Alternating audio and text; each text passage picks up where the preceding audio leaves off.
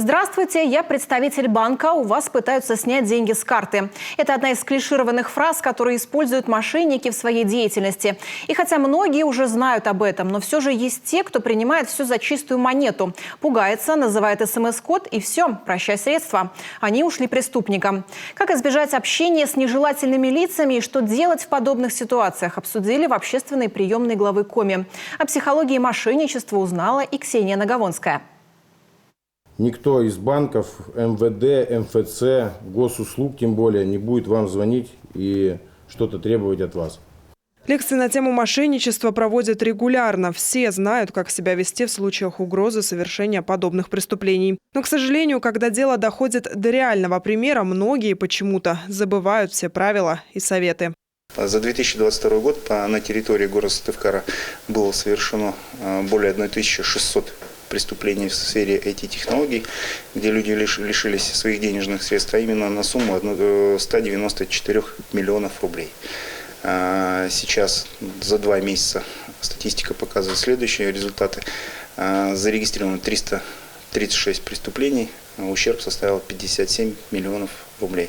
Сумма ущерба от 5000 до, только вдумайтесь, 5 миллионов рублей. И такая статистика не только по Сыктывкару. Каждый раз мошенники придумывают все новые способы совершения преступлений. И каждый раз на их уловку кто-нибудь да попадется. Звонят мошенники, в мессенджерах ставят на аватарку эмблему ведомства организации, а при звонках на абонентские номера подменные номера. Вплоть даже до того, что будут звонки даже похожи на сыктывкарские, Республики Коми, даже Российской Федерации. Это все будет происходить по программам VPN и Tor. Звонки и сообщения по номеру телефона, покупки в интернете, инвестиции. Видов и способов мошенничества с помощью технологий много. А потому в руки преступников попадают не только пожилые люди, но и вполне компетентные пользователи интернет-сети. Настоящие сайты по типу Авито, Юла состоят из одного слова – avito.ru и юла.ру.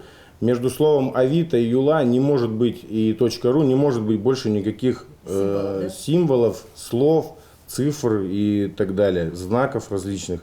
То эти сайты являются мошенническими.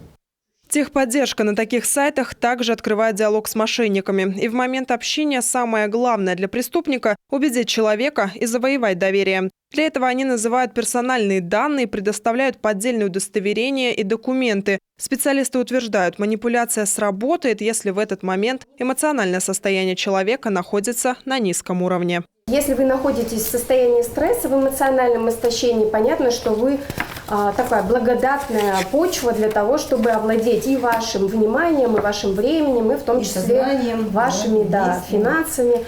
То есть первое, что влияет, это эмоциональное состояние человека. То есть если человек находится в истощенном состоянии или он переутомлен и его стрессоустойчивость, она стремится к нулю, соответственно, вы в этот момент очень рискуете попасть как раз на мошенников.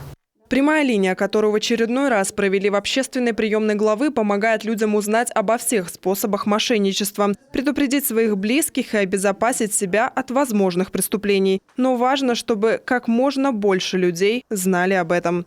Ксения Нагавонская, Павел Люлянмин, телеканал Юрган, Сыктывкар.